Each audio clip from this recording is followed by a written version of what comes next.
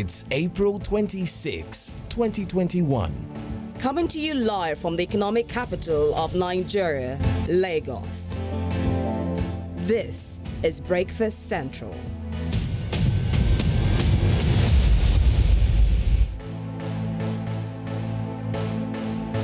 Well, it's a bright and beautiful Monday morning in the city of Lagos, Nigeria. Good morning, Africa, and welcome to Breakfast Central.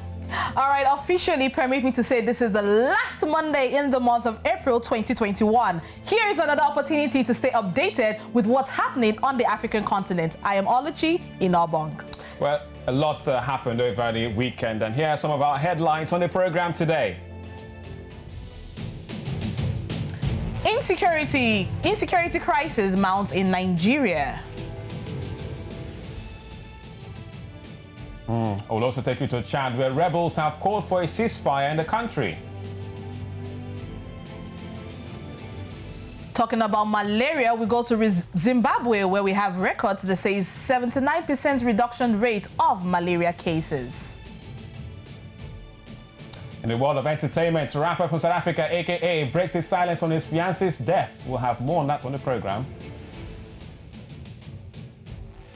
And still on Breakfast Central, we have Benga Aburwa, who takes us on a train ride today, right here on Breakfast Central.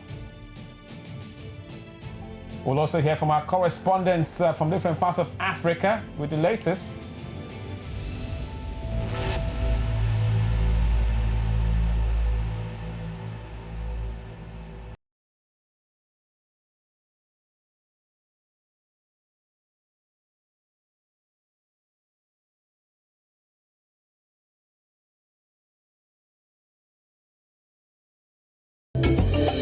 News Central ni ẹ̀ ń wò.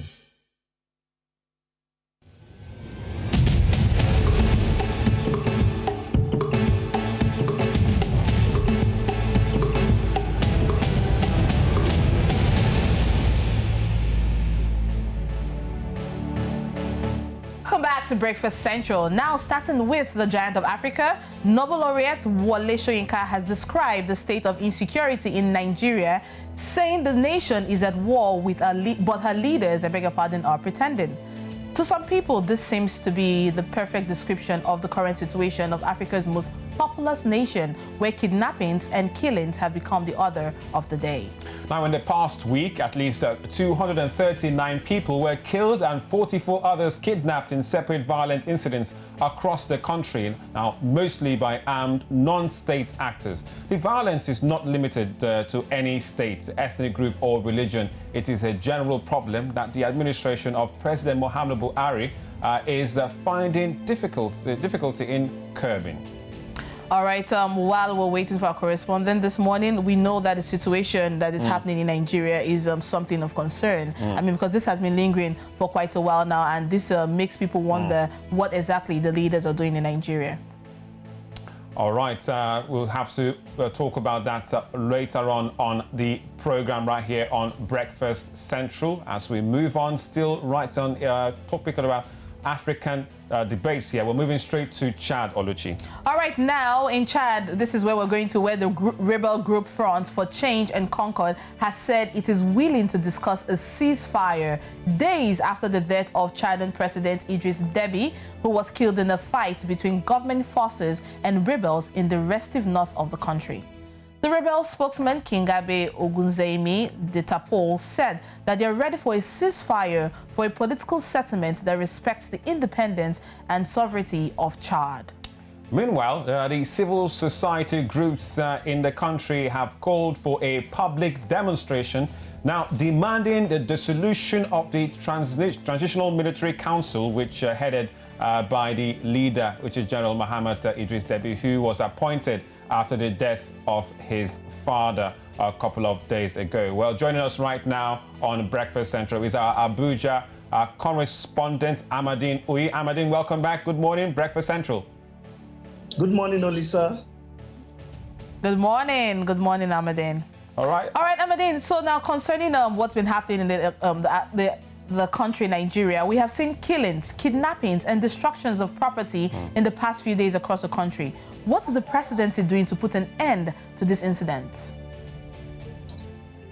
It's been the usual reply from the presidency. They would deal ruthlessly with bandits and terrorists. But we have not seen any commensurate action on ground from the presidency, from security agencies to nip what is happening in the board.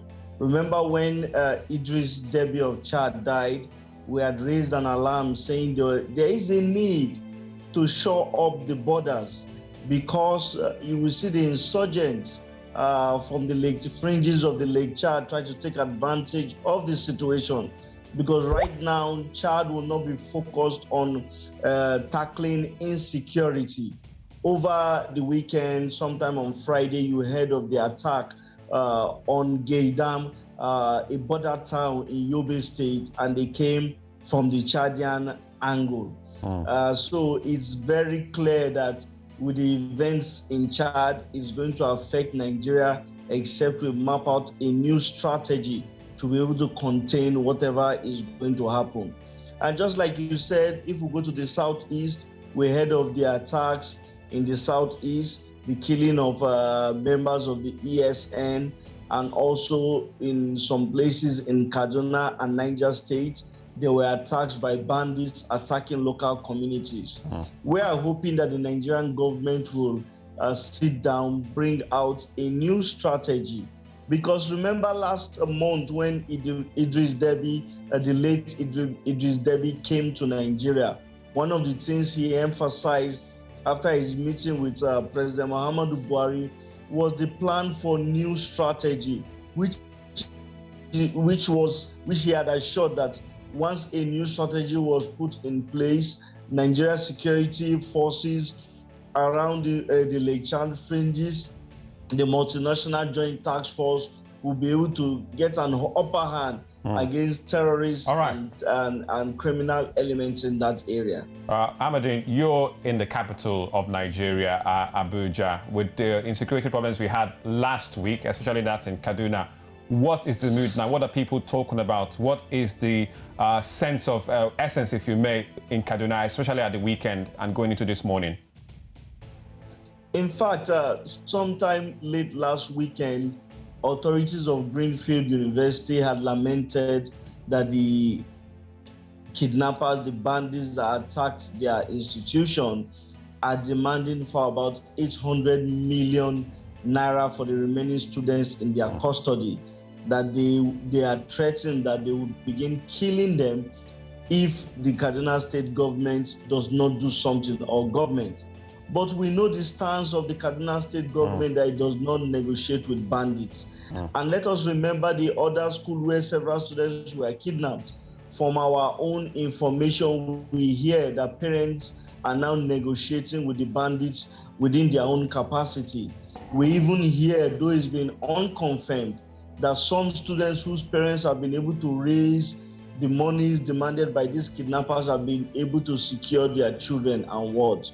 So the feeling is this feeling of dejection, this feeling of hopelessness, because the insecurity situation has not abated. It has continued to metamorphose, it has continued to increase, and it is very certain it is overwhelming whatever plans, whatever current strategies we have in place. All right, talking about the service chiefs and the insecurity situation. Now, a former governor of Abia State, that is Orji Uzor Kalu, during an interview over the weekend, said the new service chiefs need about 4 to 6 months to know the security system of the state. How would you react to such assertions?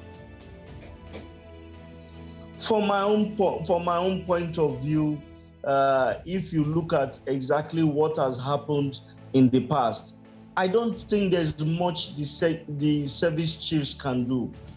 As it is, our security agencies do not have the capacity to be the first responders to crime. I'll give an example. When Governor Orji Uzor Kalu was governor of Abia State in the early 2000s, we had this problem of kidnapping. It started from the southeast. What did he do? He formed a vigilante which involved community members. He made them the first responders. They were called Bakassi boys. And because these people, they habitated in the communities, they knew the criminal elements. Before anything, you would see, you would realize that they were able to nip the insecurity situation in the bud. What Nigeria's current security architecture lacks is a first responder. We don't have a first responder. The former chief of defense staff has said it, and the former chief of army staff, Buratai, and General Gabriel Olunisakin, when they appeared in the Senate, they said Nigeria has so many ungoverned spaces. What we need is a first responder mechanism that will take over this government ungoverned spaces. And it is only members of the communities that can do it. Because number one, they have the motivation. Number two, they have the knowledge. The only thing they lack is adequate equipment. What government needs to do is to sit down, look for a way where you'll be able to equip this first responder who will reside in the communities. Because the lands are their own. They have enough motivation to protect these lands. They will not just, what we have now is terrorists ride into communities, kill at will, loot, kidnap, and whatever. See the case of Gaydam. They came in 10 gun trucks, entered the communities, set on fire critical infrastructure, looted the shops they wanted to loot. Even before the Air Force were able to scramble jets, they had done enough harm. So the people of Gaydam were just like sitting ducks. All right, Ahmadine, before we let you go, we need to also, get information from what you're getting from your sources, looking at the situation in Chad. Now, we hear that, they've prompted a ceasefire in the country. Now, what are the settlements the rebels are asking for? What sort of settlements are the rebels asking for now that they've called for a ceasefire in Chad? Well, Idris Deby he needed to be out. That was one of the fundamental demands of the rebels. He has stayed too long in power. Now he's out. But if the son of Idris Deby, General Mahatma, does not step down, I do not think the crisis in Chad will cease. Because the rebels have said that Chad is not a monarchy. Chad is a country that has several interests. So right now, what is needed in Chad is for General Mahatma to humbly step down and allow a democratic process that will be inclusive of every participant in Chad, even the rebels. It will be inclusive of them. That is the only way peace can return in Chad. But the warning we will give, with this instability in Chad, Nigeria's security needs to shore up our borders. If not, the incidents that happen in Gaydam will just be one out of many. All right, thank you very much, Ahmadine. Thank you for your time on Breakfast Central. Thank you, too. Right, it is now time to take you around the continent because we've got Africa Report.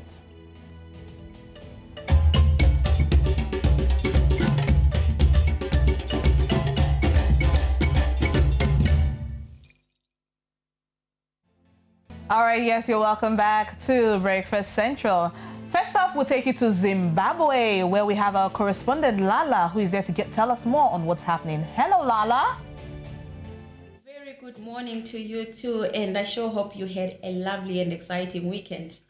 Okay, so yesterday was World Malaria Day, and Zimbabwe joined the rest of the world in celebrating this important day in our calendar. And for Zimbabwe, this was an exciting day and an exciting time because as of 2020, Zimbabwe had recorded a 79% reduction rate in cases of malaria.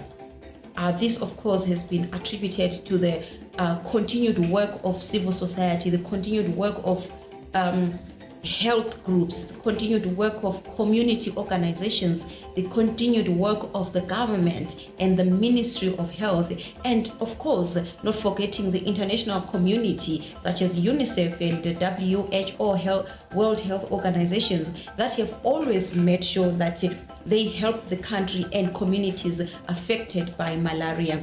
A community working group, an organization or an association of different community-based organizations that focus on health, lamented the pandemic, the COVID-19 pandemic, and said that the onset of COVID-19 pandemic sort of like affected and disrupted the progress that had been made in some way, and it also made it difficult for people that were suffering from malaria at the time when lockdowns and stay-at-home alerts were sent out by the government to help curb the spread of COVID-19, that some of these people lost their lives because they could not access treatment and prevention measures against malaria. And they also say that it is important that the fight against malaria, the eradication of malaria, the strategies, the efforts that have been put in place need to continue. They said it is important that they continue and should not be disrupted by the onset of COVID-19, because somehow the onset of COVID-19 took the attention from fights against malaria, and he said there needs to be a balance. There is need to strike a balance between fighting COVID-19 and continuing to fight malaria. Okay, so the group, which is a community working group on health, they further, on their statement, they further went on to say that there is need for good political leadership, there is need for innovation, there is need for education, there is need for an improved health system to make sure that the fight against malaria is won. Fight against malaria continues. Actually, yesterday was World Malaria Day. Now let's head straight to South Africa, Johannesburg. We've got Ene Akombo standing for us on the latest in the country this morning. Good morning to you, Ene. Has gazetted updated lockdown regulations, further relaxing the rules around sports and extramural activities. The Gazette, which was published on Friday, the 23rd of April, lists a number of activities that may resume and that are permitted, including all sport matches, contact and non-contact sports, inter-school, district, provincial and national sport tournaments. The Department of Basic Education is also expected to make a decision this week on the return of learners to school on a full-time basis. Currently, a large number of primary schools in the country operate on a rotational system where learners attend classes on a particular day of the week or every day of the week, every other week. Experts have said, however, that this system is not sustainable in the long run, as it may take up until 2030 to recover from the learning losses, or they would have to reconstruct the entire curriculum in order to catch up. But the decision to have learners return to school full-time will be made after consultation with unions, as well as following the health and safety procedures. Also in the news, a human rights lawyer, Richard SPOOR, has offered to represent former President Jacob Zuma for free, and this he said on a tweet on the 22nd of April. Now, lawyers acting for former president filed a formal notice of withdrawal last week ahead of the corruption trial, which is set to start on the 17th of May 2021. The notice was filed, however, no reason for the withdrawal was given. Now, this is coming 1 week after the Supreme Court of Appeals found that state funding for his lawyers is unlawful and has been asked to return state funds used to pay his legal fees, estimated to be at least 15 million rand. And that's it from me this morning. Have a wonderful rest of the day. Thank you very much, Ene Akombo, our correspondent in South Africa, Johannesburg, for the latest in the country. Some good news, perhaps, from the camp of Jacob Zuma. Yes, you know, that right now there's a lawyer pro bono. Wow, do they really come that fast? Quick. You know, it's a big I'm case. just wondering, It's a big case. And if he wins it, you know, that's a big thing for him. Let's just see how it goes. Fingers crossed. Fingers crossed. All right. Okay, so moving on from there, we are going to one of our correspondents who is on the train ride right now. That's Benga. We have joining us all the way from the train station. Benga Aburwa, how you day? Hey, OL, I have to correct you. As you can see, I'm in New Central Studio. I'm not in the train station. What There's a happened? slight mix-up. You lost your ticket? No, the 8 a.m. train work? leaves from Ibadan to Lagos, not the other way. So, but good news is I'm still going to be on that ride at 4 p.m. today. So apologies for that mix-up. So everyone should still go to News Central Instagram. I'll be live streaming my journey from Lagos to Ibadan at 4 p.m. So your train takes it at 4 p.m., so, which means you're already packed and ready to go. At what time would you be on the platform to board your train then? A few minutes to 4 p.m. Yeah, a few minutes to 4. About 3:45, 3:30, thereabout. So Benga, because we're going to be following you throughout this one, especially on News Central's Instagram, Facebook, and and social media handles. So from where are you taking off from your train? Where in Lagos precisely? From the Ebute Grand Station. It's such a magnificent edifice, but it's not operational yet. Once it's operational, it has a capacity to process about 7,000 passengers. That's bigger than some airports, and it's the biggest in West Africa. It's called the Mobolaji Johnson train station in Ebute Metta. It's in the same building with the old colonial Ebute Metta junction, ABJ, Ebute Metta Junction Station. So it's magnificent, it's beautiful, and I'm excited about this trip. Benga, where would you be stopping off when you get to Ibadan? Are you stopping at the last bus stop, or are you taking us around So the train takes us through, it's such a, everyone just has to join this trip. It's so beautiful because you ride through the countryside of Nigeria, southwestern Nigeria. We go through Abeokuta, that's a major stop. So there are about 10 stations, Agbado, Olodo. There are about 10 stations before you get to the last station in Ibadan. It's called Monia, the Monia station. All right. Nice. And the total duration is about 2 hours, 30 minutes. All right, 2 hours, 13 minutes again. So Benga, just before we go quickly, where can we join all of this for everyone watching right now? So everyone watching should follow at News Central TV on Instagram. I'll be live streaming my journey all the way to Ibadan, all 2 hours, 30 minutes of the train ride. I'll be talking to you about interesting landmarks, everything you need to know about the new train service, the standard double gauge railway. And it's the first of its kind in West Africa. So are we winning anything? Are we getting anything? Yeah, of course, there are prizes. People like giveaways, but I won't talk about the prize now. Just join the live stream and I'll ask the questions. All right. Thank you very much, Benga. Okay, moving on. Let's take you through some of the headlines, the newspaper headlines for today, April 26, 2021.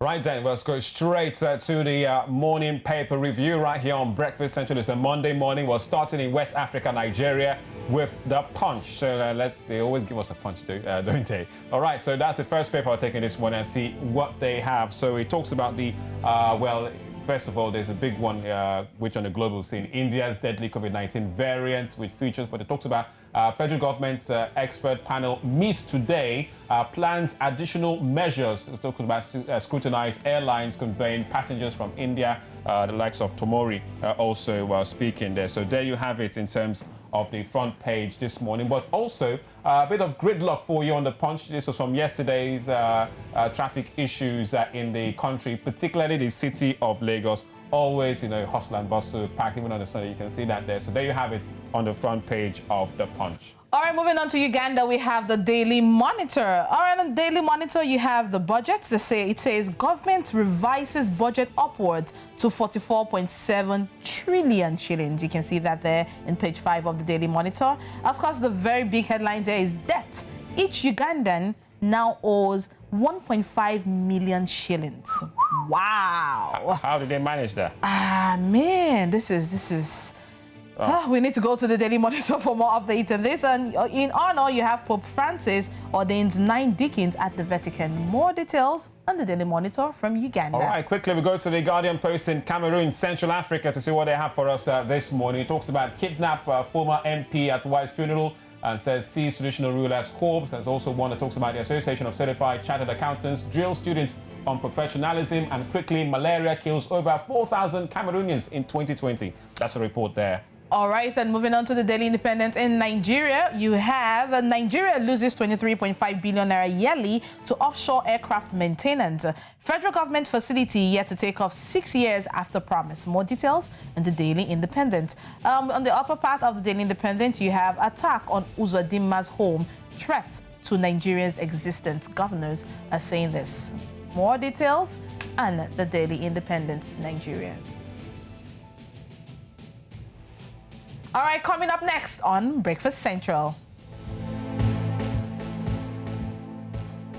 Well, Benga's train ride, clearly something to look forward to on News Central today. And AKA breaks silence on lover's death. This is entertainment. There's will be a COVID-19 updates. You don't want to miss that with Bernard Akede right here on Breakfast Central.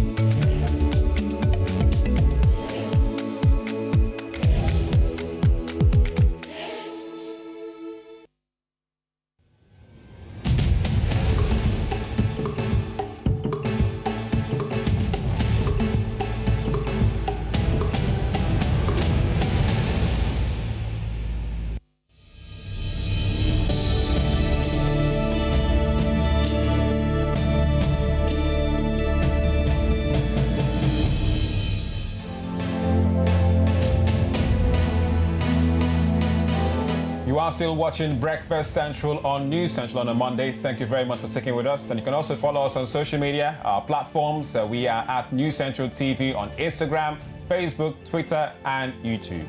All right, talking about COVID-19, the cases across Africa keeps rising daily. For more on this, let's join Bernard Akede for more COVID-19 updates. Hello, Bernard. Yeah. Hello, Luchie. Hello, Lisa. How's it going this morning? Very well. You've got the latest for us for COVID-19, so hit it up. All right, we'll start from North Africa, where Tunisia's health ministry has reported over 1,700 new COVID-19 cases. Not good news there, raising the total number of infections in the country to over 300,000. Now, the death toll from the virus rose by 73 more cases to over 10,000, according to a statement released by the country's health ministry.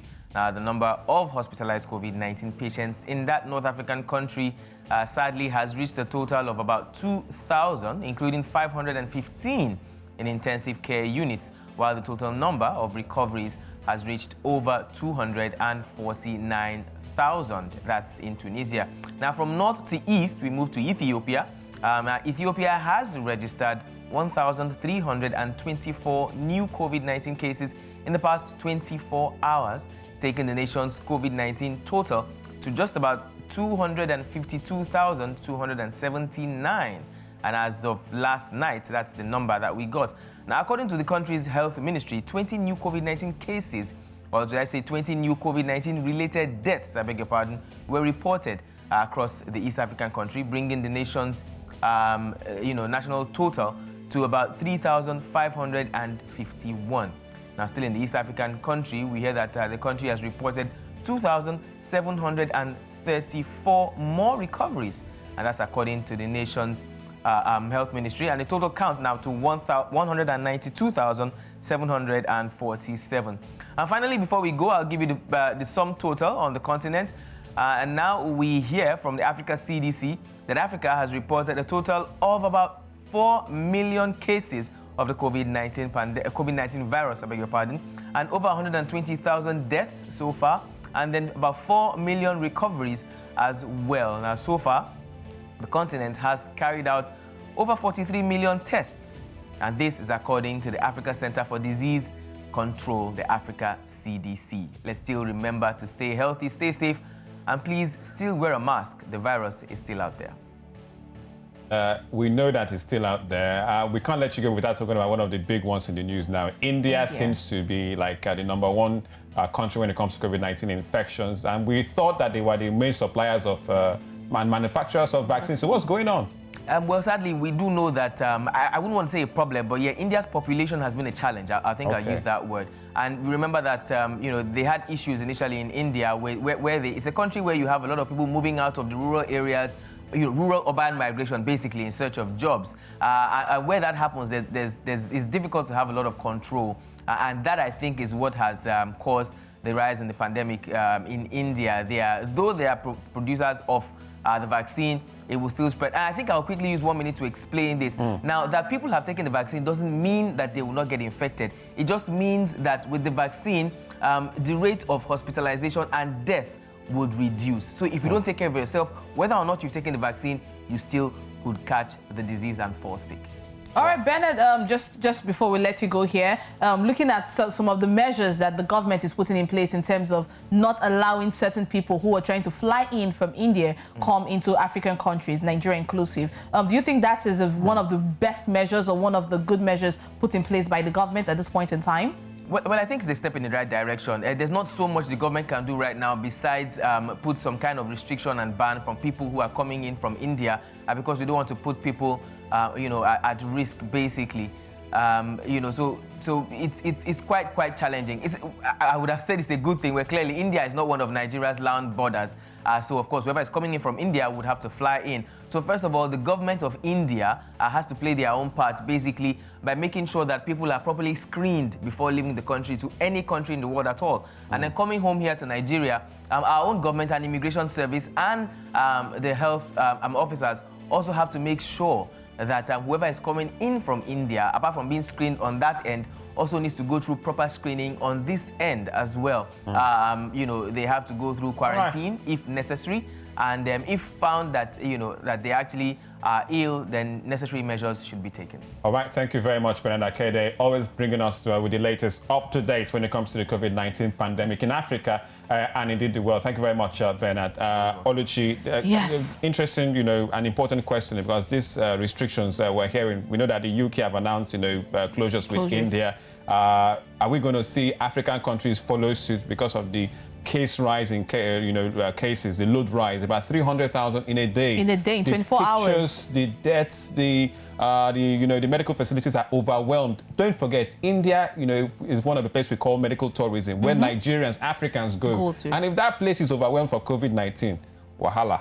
Exactly. Now, looking at the situation, and if we're saying we need to shut down some African countries, let's not forget how we managed to survive 2020. I mean, with the way a lot of people, where there was so much outcry and how it affected the economy in general. If we're to have a repeat of that, are we going to survive it? How well are we prepared for that? Taking the giant of Africa, for example, how well are we prepared to have that all over again if we were to have that total closure? Now, the health workers, these same health workers, let's not forget there was a story trending over the weekend on how resident doctors were even having so much concern in terms of certain welfare benefits that right now we hear they're being cut off from. But of course, we'll be giving out more stories. But just imagine if we have those kind of cases, those numbers in Nigeria. I mean, do we have the facility to actually cater to the people of Nigeria or even other African countries if we're to look outside the borders of Nigeria? Yeah, I'm sure we'll be keeping tabs with the CDC, which is the Africa Center for Disease Control, in terms of this new COVID-19. We've had several variants.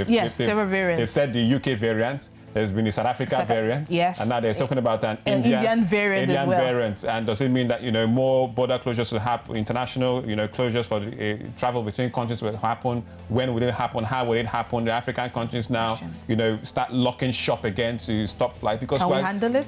And, just when we're just having, vaccination and, we're trying to ease off and people are trying to be a little more relaxed and the economy is trying to gather its strength back together. And then we have this kind of information. It's not too encouraging at this point in time.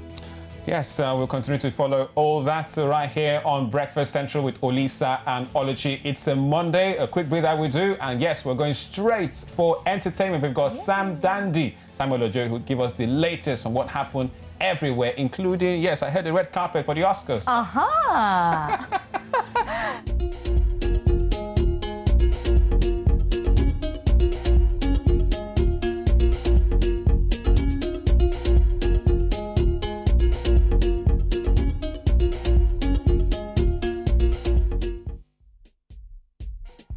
Hi, Olisa. Hi. Hi, Sam. Good morning to you. Good yes, morning. always good to have you on Breakfast Central. It's been a packed weekend in terms of the entertainment world, but tell us what's the latest, even from the continent of Africa, first of all. All right, so let me even start, because I know that we were having a conversation earlier about the 93rd Oscars that happened over the weekend, in fact, yesterday. And that's interesting because, first off, Daniel Kaluuya won an award, of course, for Best Supporting Actor. Now, this is interesting because Daniel is British, but in fact, he was born to Ugandan parents. So this is incredible because this is not the first time he's winning. You know, he won an Oscars, he's won a BAFTA Awards, he's won all in the space of 1 year. He's won 4 awards, and the entire, you know, Twitter, Instagram is celebrating him for his hard work.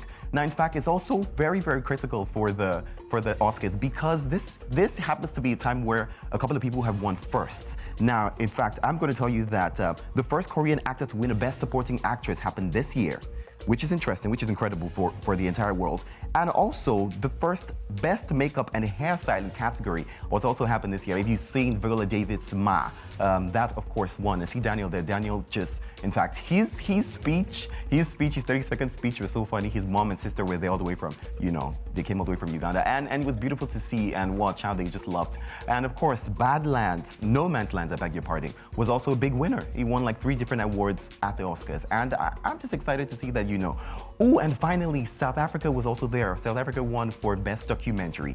And this was emotional for a lot of people because of the storyline of the documentary. And I think it's just a beautiful time to be Black, to be African. Now, let me move on, of course, to Nigerian and another conversation around the world in entertainment.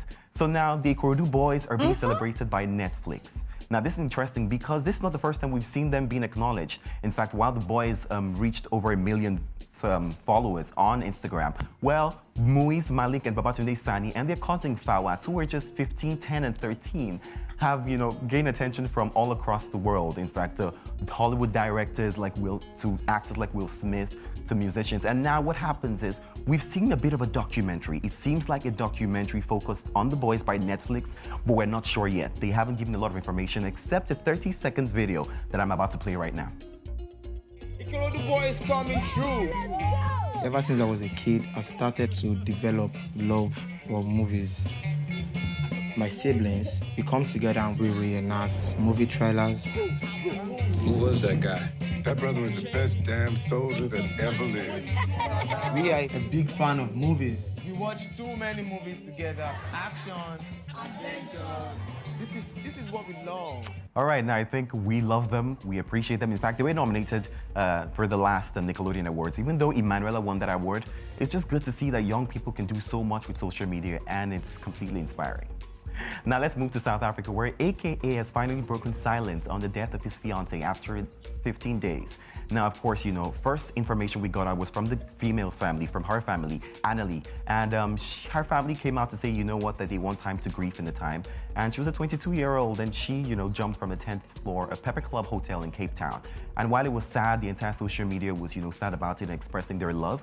Well, we took some time to, of course, learn a little backstory about them. In fact, the couple met as of January last year.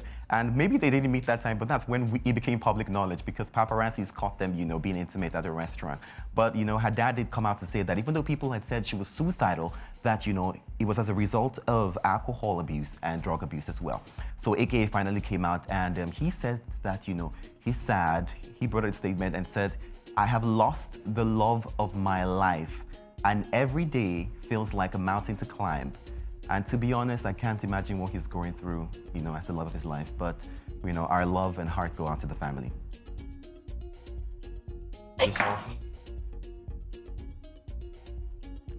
All right, so now finally I have an update on the Rock and Roll Hall of Fame. Now, of course, over a month ago, we've been talking about this. I've personally been following up because our dearest, you know, Fela Kuti happens to be one of the nominees, let me say, for the induction for this year. Now, while it celebrates, you know, different artists from across the globe who focus on rock and roll, you know, in their own expression. Well, you know, people have been voting. It's free to vote. All you need to do is go to their website and vote. And it's interesting to know that in a couple of days, right, or in a couple of months, Fela has been leading, the votes, but currently he no longer leads the vote, as Tina Turner happens to be leading now. So all you need to do, to make sure that he's one of the inductees for this year, because he deserves it.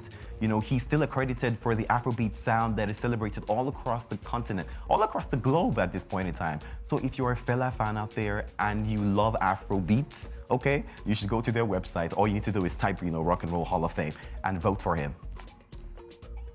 All right, so it's incredible, even though there are other names, like Jay-Z, LL Cool J, Mary J. Blige, and other people part of the nominee. I just think that, we're focused on Fela, and because I'm proudly African, so. All right, thank you very much, Sam, for the latest in the world of entertainment. Sad one for AKA, but also big news in terms of this Rock and Roll Hall of Fame and the Oscars. Daniel Kaluuya winning that one. At least Africa First, also represented in the Oscars. Thank you very much once again, Sam. Right then, but still lots to expect today on News Central TV. At 11 a.m., you want to catch Tolu Adelero Balogun with Business Edge. There's entertainment with E Central at 5:15 p.m. And at 7, catch Suleiman Alede for the latest when it comes to Village Square Africa.